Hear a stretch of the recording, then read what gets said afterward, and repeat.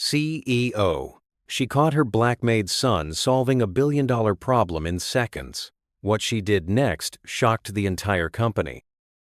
The NexusCorp Innovation Hub in the bustling heart of London was usually a symphony of clicking keyboards and hushed, intense conversations. Today, it was a tomb. Dozens of highly paid, impeccably dressed tech gurus stared at the colossal main screen in disbelieving silence. The Chronos system, NexusCorp's flagship AI, which had swallowed over £1 billion and 4 years of relentless development, had been utterly frozen for 72 agonizing hours. Every ticking second meant catastrophic financial hemorrhage. Does anyone have any idea how to fix this? Boomed CEO Richard Vance, his fist pounding the reinforced glass table. We've got the creme de la creme of British tech talent here, and nobody can tell me what's going on. In the far corner of the cavernous room, almost lost among the discarded coffee cups and empty chairs, sat 19-year-old Kian Adebayo. He was only there because his dad, Samuel, the night shift cleaner, had asked him to drop off some forgotten security passes. He'd ended up witnessing the most high-stakes meltdown in the company's history. As executives bickered and senior engineers stammered through reams of confusing jargon, Kian's eyes, bright and quick, scanned the perplexing lines of code displayed on the screen. His gaze darted, analyzing each character with a silent precision no one in the room could possibly imagine. In a matter of seconds, he pinpointed the culprit, a seemingly minuscule syntax error, a misplaced bracket, causing an endless loop in the Chronos system's core authentication module. "Excuse me." Kian's voice was soft, barely a whisper, as he timidly raised his hand. Every head in the room swiveled, as if a ghost had just spoken. Anastasia Volkov, the notoriously sharp and arrogant director of AI development, narrowed her eyes in blatant disdain. "Excuse me, but who exactly are you?" Anastasia's tone was laced with barely concealed contempt. "This is an executive crisis meeting, authorized personnel only." "I'm Kian. My dad works here, and I just came to drop off some passes." Kian hesitated, feeling the crushing weight of incredulous stares. "But I think I know what the problem is with the code." A ripple of low laughter and whispered comments swept through the room. Finance Director David Albright, a man known for his theatrical eye rolls, let out an exaggerated sigh. "Young man, this is hardly a joke. We're talking about a system that cost more than the annual budget of some small countries. We hardly need guesswork from someone who probably doesn't even understand basic programming." Kian stood his ground, despite the cutting words. There was an unnerving calm in his eyes, a strange serenity, as if he'd faced far worse humiliation and built an invisible shield against it. "I understand it sounds impossible," he replied, his voice steady. "But the error is in line 412 of the core authentication module. There's a missing closing bracket, causing an unhandled exception." The silence that followed was deafening. Richard Vance frowned, approaching the screen. The lead developers, including a visibly flustered Dr. Ben Carter, furiously began checking the code on the line he'd mentioned. "My God," Dr. Carter muttered, his voice barely audible. "He's right. How did he see that?" Within 2 minutes of Kian's suggested correction, the Chronos system flickered back to life, humming smoothly. £1 billion saved by a 30-second observation from someone everyone assumed knew nothing about turning on a computer. The CEO stared at Kian with an unreadable expression, while Anastasia Volkov and David Albright exchanged uncomfortable, furious glances, clearly seething at being outmaneuvered by someone they considered so utterly beneath them. But while everyone was processing the seismic shift that had just occurred, no one noticed the brief, almost imperceptible smile that crossed Kian's face. A smile that hinted this wasn't the first time he had blindsided people who had so arrogantly underestimated him. There was something about his stillness, his precision, his quiet confidence that simply didn't fit the assumed role of the cleaner's son. In the days following the incident, the atmosphere at NexusCorp was thick with a strange tension. The news that a young black man, the son of a cleaner, had solved a problem that had paralyzed the company for 3 days, in mere seconds, spread like wildfire through the gleaming corridors. But instead of the admiration Kian might have expected, he found something far more insidious. The next morning, Anastasia Volkov called an emergency meeting with her direct subordinates. Leaning back in her plush Italian leather chair, with her Cambridge and Imperial College London degrees meticulously framed behind her, Anastasia's voice dripped with venom. "Are you telling me you actually believe a boy with no formal training, no corporate experience, no relevant credentials simply spotted a mistake that our team of PhDs couldn't identify?" Anastasia tapped her perfectly manicured fingers on the polished table. He obviously had privileged access to the code beforehand, probably through his father, who has unrestricted access to these offices after hours. David Albright, who had been present at the fateful meeting, nodded vigorously. "Precisely what I thought. It's utterly impossible for someone with his background to possess that level of technical knowledge. It must have been luck, or worse, insider information." What they didn't know was that Kian Adebayo wasn't just a cleaner's son. At 15, he had been accepted with a full scholarship to Cambridge University's computer science program, a dream he was forced to defer indefinitely when his father, Samuel, was diagnosed with a rare, aggressive form of multiple sclerosis. The crushing weight of medical bills and the desperate need to care for his ailing father meant Kian had to put his academic aspirations on hold, focusing instead on part-time jobs. For the past 4 years, in the quiet, pre-dawn hours after his father finally found sleep, he had relentlessly pursued his passion, devouring advanced online courses, participating in highly competitive coding forums under the pseudonym CypherMind, and solving complex open-source problems on platforms like GitHub and GitLab. His online reputation as CypherMind was legendary among a global network of elite programmers, a name whispered with respect in circles far beyond NexusCorp. But no one within the company had any inkling of this profound connection. 3 days after the incident, Kian received an email inviting him to Anastasia's office. The room was deliberately intimidating, with its panoramic views of the London skyline and furniture that cost more than most people earned in a year. "Kian." Anastasia smiled, a brittle, false warmth in her voice. "I need to clarify a few things about what happened in the meeting. I understand you were keen to help, but we simply cannot allow unauthorized personnel access to confidential company information." Kian remained calm, his hands resting relaxed in his lap. "I didn't have access to any confidential information, Ms. Volkov.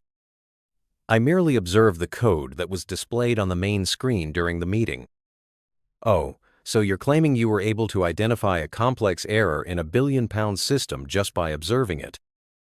Anastasia's voice dripped with saccharine sarcasm. "How fascinating. And where, pray tell, did you develop this extraordinary expertise?" "Studying," Kian replied simply. Anastasia let out a high-pitched, unpleasant laugh. "Studying where?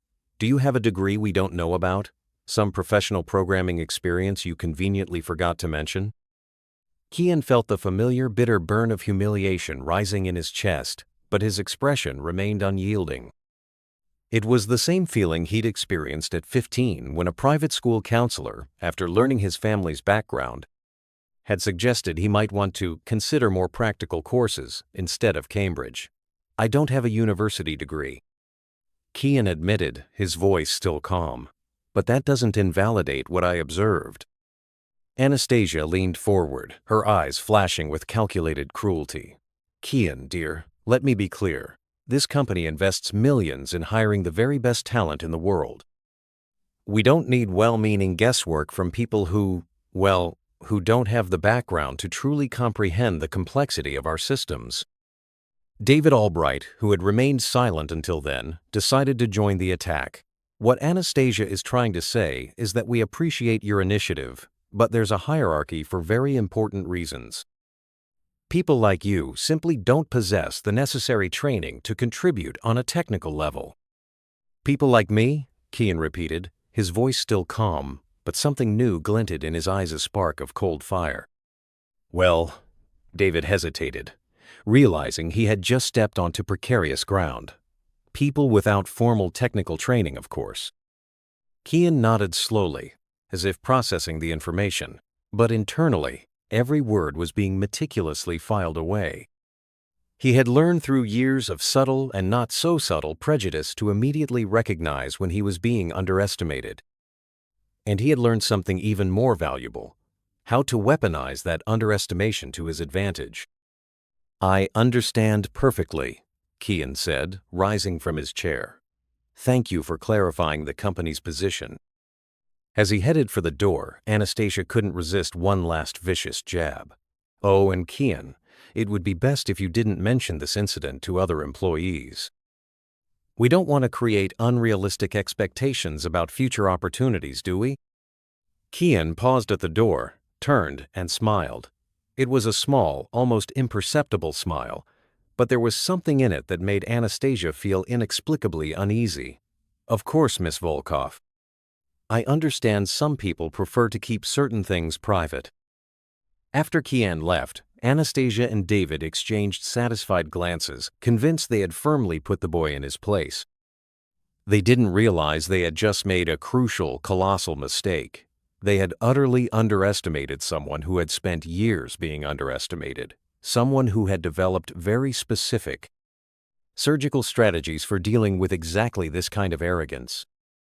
That night, while helping his father with his medication, Kian reflected on the conversation. Samuel, noticing his son's thoughtful expression, gently held his hand. "Something wrong at work, sweetheart?" Kian smiled, kissing his father's forehead. "Nothing I can't handle, Dad." Some people just need to learn that true intelligence doesn't come with a fancy degree, and that underestimating someone can be a very, very costly mistake. As Samuel drifted to sleep, Kian opened his personal laptop and typed in a login Anastasia and David would never in a million years guess: CipherMind.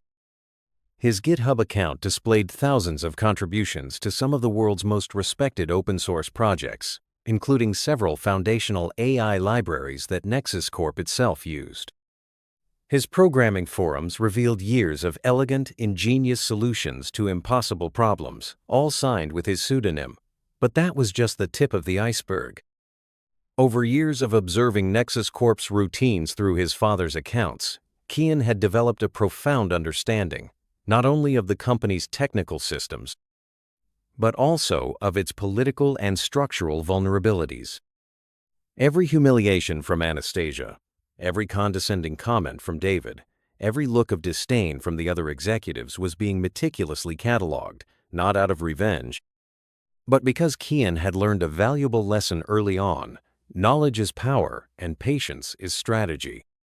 As he typed lines of code with surgical precision, his eyes shone with a cold determination his professional tormentors would never suspect existed.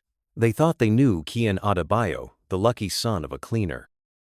What they didn't know was that they were about to discover that some people don't just survive prejudice, they become stronger, sharper, and far more dangerous with every attempt at humiliation.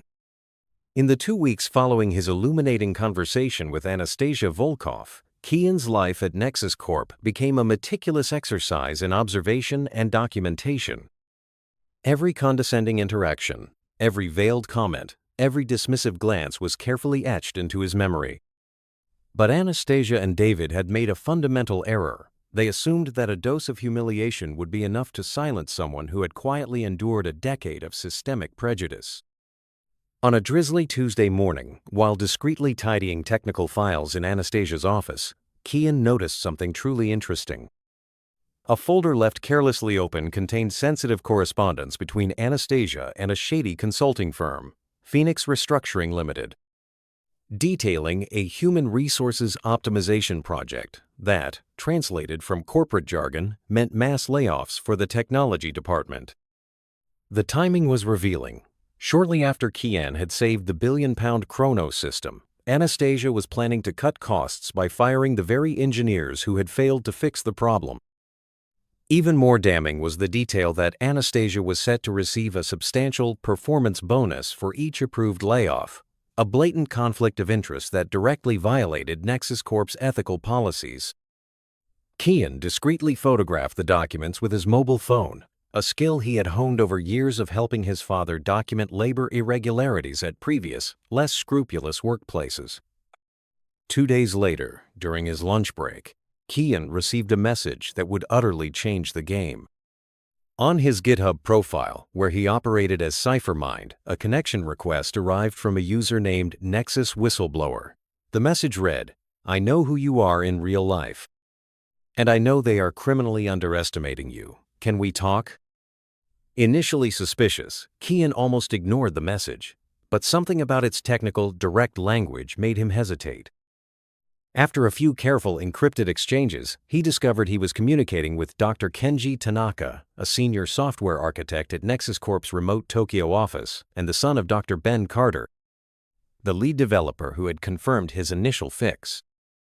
"I've been following your work online for 3 years, CipherMind," Kenji confessed during their encrypted video call.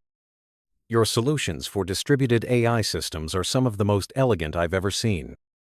When my father told me about what happened at that London meeting, I knew immediately that CipherMind and Kian Adebayo were one and the same." Kenji then revealed something that made Kian's blood run cold. Anastasia had publicly claimed full credit for discovering the bug that saved the Chronos system, stating in executive meetings that she had guided a junior employee to find the problem. The official story, meticulously recorded in NexusCorp's internal documents, stated that Anastasia Volkov had personally led the resolution of the crisis. She's planning to leverage this to get promoted to Global Vice President of AI Integration. Kenji continued, his voice tight with anger. "The final presentation is in 2 weeks, and she's going to use her solution as the main case study." At that precise moment, Kian understood he was facing something far larger than individual prejudice. It was an entire corporate system designed to extract value from people like him while keeping them utterly invisible. Anastasia hadn't just stolen his credit. She was building an entire, fraudulent career on that appropriation. But Kenji had more information, a crucial twist. There are persistent rumors, he revealed, that she's also manipulating the performance evaluation algorithms of the entire London tech department to justify those layoffs. If I'm right, she's violating at least 6 federal and UK employment regulations on fair labor practices. Kian was silent for a moment, processing the sheer magnitude of what he had uncovered. Then, for the first time in weeks, he smiled.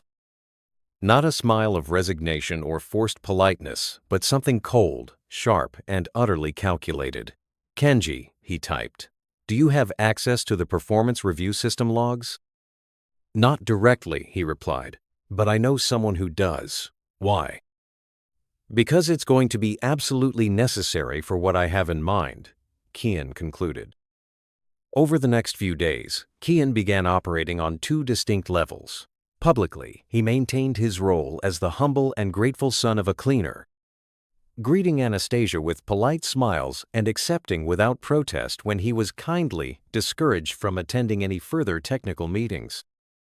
But privately, with Kenji's invaluable help, he was meticulously building a dossier that would make a parliamentary inquiry look like a school project. Kenji connected him with Dr. Lena Petrova, a forensic data analysis expert who worked remotely for NexusCorp from their Moscow office. Lena was outraged when she heard the full story. "You mean they stole your solution, and now they're using it to justify firing innocent people?" Lena exclaimed during an encrypted video call. "That's utterly despicable. I have top-tier access to all the metadata in the system. I can prove exactly when and by whom every line of code was modified." The trio set to work systematically, a covert operation spanning 3 continents. Kenji provided crucial inside access to system vulnerabilities. Lena forensically analyzed terabytes of technical data tracing digital breadcrumbs. And Kian, the mastermind, coordinated everything, coolly maintaining his normal daily routine while orchestrating their downfall. What they discovered was even worse than they had expected. A truly shocking twist. Anastasia hadn't just stolen Kian's credit. She had been systematically attributing solutions from several junior developers, both male and female, from various ethnic backgrounds, to herself over the past 2 years. More than a dozen significant technical innovations had been officially credited to Anastasia Volkov, when in reality, she could barely tell Python from JavaScript. Worse still, the evaluation algorithms had been deliberately manipulated to consistently underestimate the performance of Black and Asian employees, while artificially inflating the results of white executives like herself and David Albright. The evidence was irrefutable: damning statistical correlations, undeniable digital audit trails, and even chilling audio recordings of internal meetings where Anastasia openly discussed managing diversity without compromising standards. David Albright, as CFO, was complicit up to his neck, having approved multiple, lavish bonuses for Anastasia based on the innovations she had stolen, while simultaneously slashing training and development budgets for minority employees. They created a whole criminal scheme. Lena concluded, her voice cold with fury after analyzing the mountain of data. Systemic intellectual theft disguised as meritocracy, coupled with institutionalized discrimination. As Anastasia's promotion presentation date drew closer, Kian finalized his preparations. He had documented everything: screenshots of code with precise timestamps, crystal-clear audio recordings of discriminatory conversations, meticulously detailed statistical analyses proving algorithmic manipulation, and even irrefutable evidence that Anastasia had violated multiple UK and international civil rights laws. Kenji had secured something even more valuable: privileged access to the agenda for the executive presentation where Anastasia would receive her promotion. "It's a global video conference with all the executive VPs," he reported, his voice tinged with nervous excitement. "Live, streamed to every single office across the company. Over 5,000 employees worldwide will be watching." "Perfect," Kian replied, his fingers flying over the keyboard as he put the finishing touches on his own devastating presentation. 5,000 witnesses will be more than enough. That evening, while helping his father with his physical therapy, Samuel noticed a profound change in his son's demeanor. "You seem different, sweetheart," he murmured. "More powerful." Kian smiled, kissing his father's forehead. "Just remembering something you always taught me, Dad. That dignity isn't something others can take away from you. It's something you choose to keep, no matter what they try to do." "And what are you planning to do with that dignity?" Samuel asked, knowing his son too well not to sense something monumental was afoot. "I'm going to remind a few people that underestimating someone can be the single most expensive mistake of their entire lives," Kian replied, his eyes shining with a cool, sharp determination his father hadn't seen in years. Indeed, as Kian finalized the last details of his strategy, he realized that Anastasia and David had given him the perfect, unintentional gift: ample time to prepare, abundant evidence to collect, and a vast public platform where the entire company would bear witness to his response. They had foolishly assumed he was just a scared little boy who would accept any humiliation in silence. What they didn't know was that some people don't just survive prejudice. They study every pattern, every tactic, every vulnerability of their oppressors until they arrive fully prepared for a war the enemy didn't even know they were fighting. And the more arrogant Anastasia and David became, the more damning evidence they inadvertently left behind, meticulously constructing the very instrument of their own professional destruction. On the morning of the presentation that would change everything, Kian woke at 5 a.m., not out of nervousness, but out of an electric anticipation. After years of being underestimated, dismissed, and overlooked, the time had finally come to reveal the true, devastating price of institutionalized arrogance. The grand auditorium at NexusCorp's London headquarters was packed to capacity. Executives from every continent participated via video conference, their faces projected onto giant screens, while 5,000 employees watched in person as the presentation that would define the future of the company unfolded. Anastasia Volkov glided across the stage with the almost regal confidence of someone about to receive the crowning achievement of her career. "Ladies and gentlemen," Anastasia began, her voice echoing sonorously through the state-of-the-art sound system. "Today, I'm honored to share how our strategic leadership personally saved a multi-billion-pound investment that was on the verge of total collapse." In the back row, Kian watched silently, his unassuming laptop connected to the company's internal network via credentials Kenji had discreetly provided. At his side, his father, Samuel, who had asked for a special day off, "To see something very important my son has prepared," held his hand proudly, his eyes brimming with a quiet anticipation. The problem was extremely complex. Anastasia continued, clicking to the next slide, which showed a triumphant photo of herself in front of a giant server rack. "Our best engineers worked tirelessly, but ultimately, it was my expertise in systems architecture that identified the critical flaw and guided its resolution." Richard Vance, the CEO, nodded approvingly from the front row. The international board members smiled on the video screens, clearly impressed by Anastasia's polished narrative. Then the lights in the auditorium subtly dimmed, and a new voice, calm, clear, and devastatingly confident, cut through the expectant silence. "Excuse me, Miss Volkov," Kian said, rising slowly from the back row. "But there are some rather important details about that story you seem to have forgotten to mention." Anastasia froze on stage, her microphone still on, picking up the sudden heavy sound of her accelerated breathing. "You shouldn't be here. This is an executive presentation." "You're absolutely right," Kian replied, walking slowly down the center aisle, his footsteps echoing in the sudden hush. "But as the actual author of the solution you're presenting, I believe I have the right to set the record straight." A murmur of confused whispers rippled through the auditorium. Richard Vance frowned, clearly lost. "What is he talking about, Anastasia?" Kian reached the stage and, without asking permission, connected his laptop to the main projection system.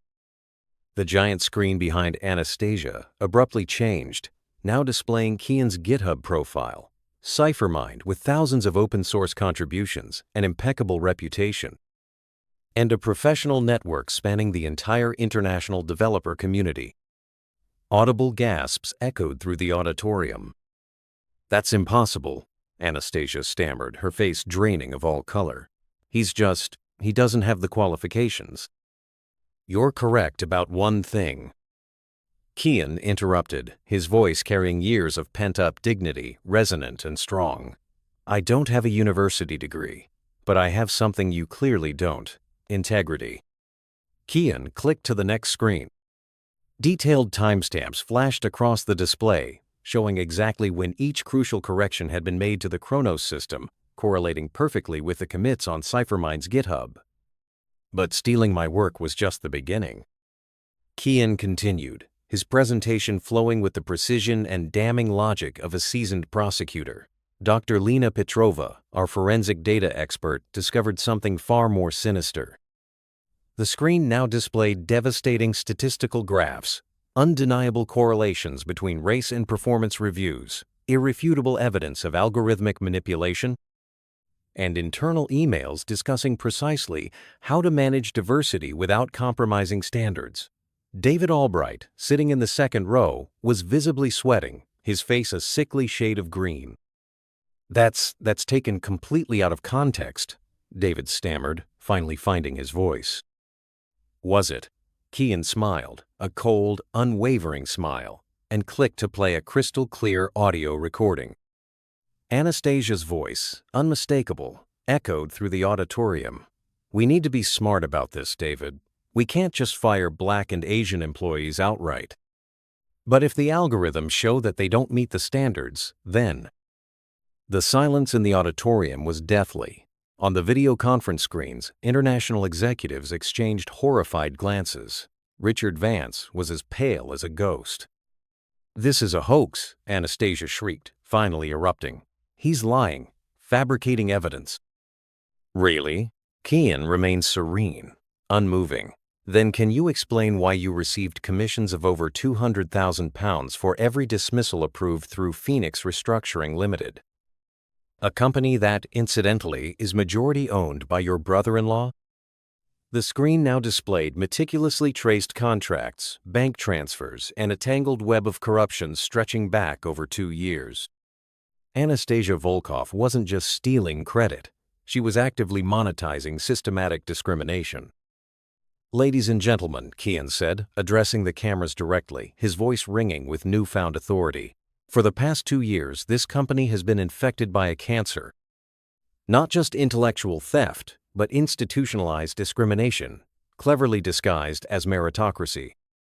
Kenji Tanaka, connecting from Tokyo, appeared on one of the large screens, his face serious. "I can confirm every byte of this evidence. As a senior architect with privileged access to the core systems, I personally witnessed the manipulation of the data." Anastasia looked desperately at Richard Vance, at the board members, at any potential ally, but the faces around her revealed only profound horror and utter disgust. Her 15-year career, painstakingly built on deception, was crumbling in real time, broadcast live to thousands of people around the globe. "Richard," she pleaded, using the CEO's first name for the first time in years, her voice cracking. "You know me. We worked together for—" "I thought I did," Richard replied, his voice cold and hard as ice. "But the person I knew wouldn't steal work from a brilliant young man and then try to destroy his career and the careers of dozens of others." Kian approached the microphone one last time. "I didn't do this out of revenge. I did it because I believe companies like NexusCorp can be better. They must be better. They can be places where talent is recognized regardless of last name, degree, or skin color." As the auditorium erupted into thunderous standing applause, Anastasia Volkov stood utterly alone on stage, her hands shaking uncontrollably, her eyes wide with terror and despair. In 15 minutes, she had lost her career, her reputation, and any chance of ever working in the tech industry again. David Albright was already being discreetly escorted out by security, his phone ringing incessantly, no doubt lawyers trying desperately to do damage control. Meanwhile, Kian stepped off the stage with the same quiet calm he had stepped onto it with. His father waited for him, tears of immense pride streaming down his face. And, for the first time in years, Kian felt like the world was finally seeing who he truly was. But the real question remained. In a company that had been built on layers of privilege and prejudice, was it truly possible to build something genuinely, radically new? And how would Kian use his devastating, hard-won victory to create change that would last far beyond that powerful moment of public justice? 6 months after the presentation that destroyed 2 careers and profoundly reshaped an entire company, Kian Adebayo sat in his new office as the Director of Innovation and Ethical AI at NexusCorp. The panoramic view of the London skyline that once seemed an unattainable dream was now part of his daily, invigorating routine. Anastasia Volkov had discovered that a destroyed reputation in the tech industry spreads like a virulent, impossible-to-delete virus. After federal and UK investigations confirmed egregious civil rights violations, she faced not only the end of her career but also severe criminal charges. Her last desperate attempt at employment was rejected by a small AI startup that, ironically, used an open-source library originally developed by CipherMind. David Albright's fate was even more poetic. The illegal commissions and complicity in fraud resulted in crippling fines that consumed his life savings and forced him to sell his opulent Hampstead home. He was now working as a junior accountant at a struggling small firm, his once grand ambitions of empire reduced to managing petty spreadsheets. Richard Vance had become a fundamentally transformed CEO. "Kian taught me that real talent doesn't need pedigree, it just needs opportunity," he stated publicly during a widely televised conference on ethical leadership, his voice filled with genuine humility. The transformation at NexusCorp was radical and undeniable. The new evaluation algorithms, meticulously supervised by Kian's team, entirely eliminated systematic biases, leading to an astonishing 40% increase in productivity and innovation across the tech department. This definitively proved that true diversity wasn't just morally right, it was profoundly economically intelligent. Samuel Adebayo, now receiving access to the very best medical care and physiotherapy thanks to Kian's position and the company's newfound commitment, watched his son's astounding achievements with boundless pride. "I always knew he was special," he'd often say, his eyes twinkling. But seeing him turn such deep injustice into strength to help others like him, that makes me even prouder than I could ever imagine. During a guest lecture at Cambridge University, the very institution he couldn't attend years earlier, a curious student asked Kian how he had remained so remarkably calm in the face of such profound humiliation. "Because I learned that anger only truly burns those who carry it." Kian smiled, his gaze thoughtful. Intelligence, patience, and meticulous preparation are far more efficient fuels for real, lasting change. Kian personally founded the Code for All initiative, a groundbreaking program within NexusCorp that offered full scholarships and intensive mentoring to young people from marginalized communities across the UK. The program had already trained hundreds of exceptionally talented developers, many of whom were now working at leading Silicon Valley and London tech companies, revolutionizing the industry from within. "The best revenge," he used to say to his mentees, "is not to destroy those who hurt you. It's to build something so great, so undeniably impactful, that the limitations they tried to impose on you become utterly meaningless." Anastasia, watching the news reports of Kian's global success from her cramped rented apartment, finally, painfully understood the true magnitude of her arrogance. She had not merely underestimated a brilliant young man, she had blindly, ignorantly underestimated an unstoppable force of nature disguised as humility. Kian's extraordinary story proved beyond a shadow of a doubt that some people don't just survive prejudice, they turn it into the very fuel for achievements that redefine what's possible for everyone. While Anastasia faced the bitter, lonely consequences of years of systematic discrimination, Kian Adebayo was meticulously building bridges to a future where true talent would be recognized, celebrated, and empowered, regardless of origin, background, or skin color. The cleaner's son had become the architect of a new technological paradigm, proving that the real revolution happens when raw intelligence meets true opportunity, and that underestimating someone can indeed be the single most costly mistake of a lifetime.